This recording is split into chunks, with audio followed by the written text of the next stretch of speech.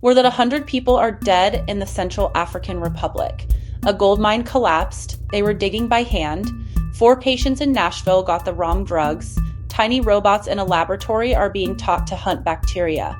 Some questions answer themselves with distance. Others need you closer than you want to be.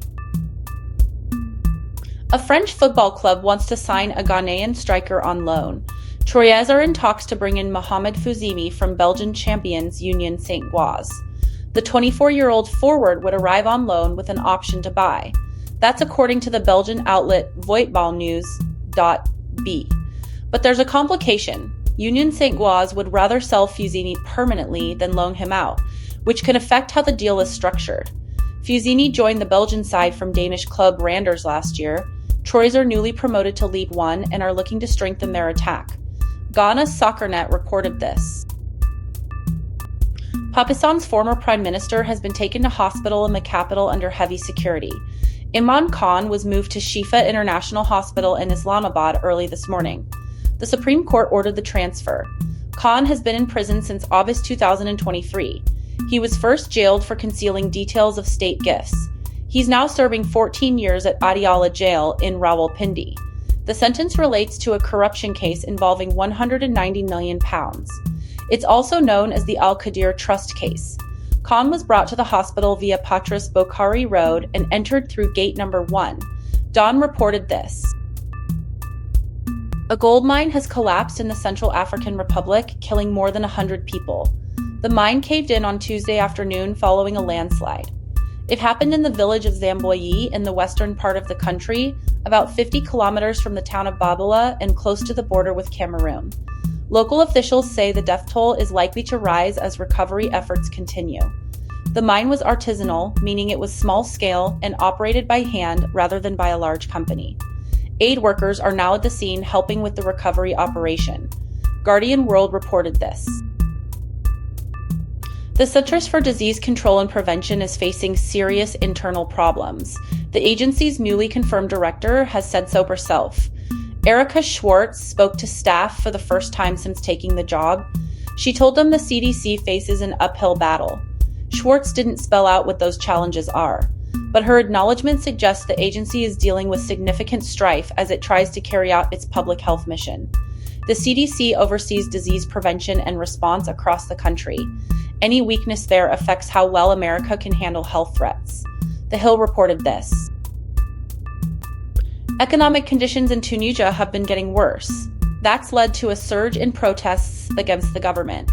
The demonstrations have now entered their second month. People have taken to the streets across the country. The protests are directed at the government. They come as Tunisians face mounting economic hardship. Tunisia was the birthplace of the Arab Spring uprisings more than a decade ago. Its stability matters well beyond its borders. Al Jazeera reported this. Tunisia's streets again. Protesters in their second month as the economy worsens. Now to Argentina, where an American oil company is buying in.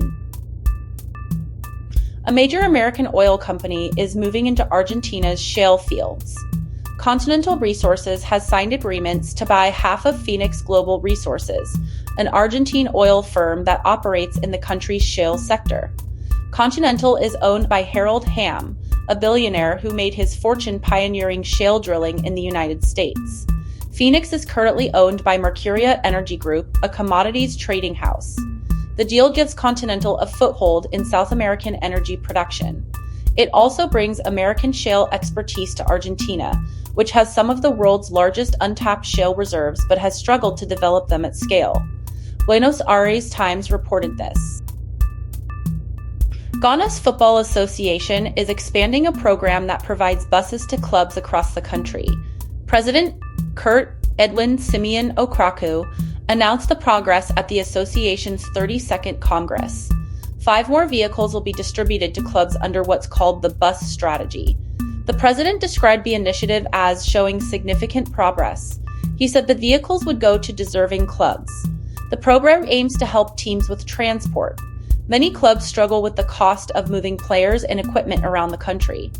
Ghana FA reported this. Ghana's women's football team is trying to qualify for the World Cup in Brazil in 2 years' time. The Black Queens have now learned who they'll face in the preliminary round of the playoffs. They've been drawn against Ecuador, Uzbekistan, and Papua New Guinea. It's described as a challenging route for the team. The tournament will be held in Brazil. Ghana has never qualified for a Women's World Cup before, so reaching the finals would be historic for the country's women's game. Ghana FA reported this.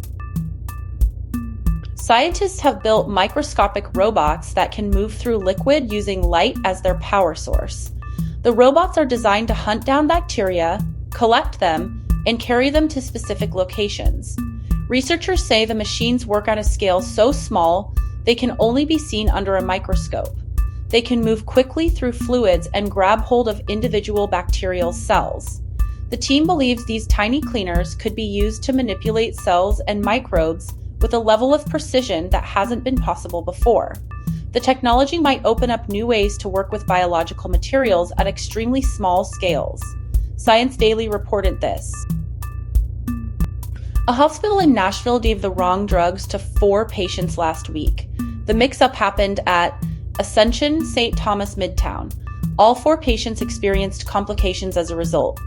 The hospital has not said what medications were involved or how the error occurred. It's also unclear what condition the patients are in now. Medication errors can happen at any hospital, which is why facilities are supposed to have multiple safety checks in place before drugs are given to patients. CBS US reported this.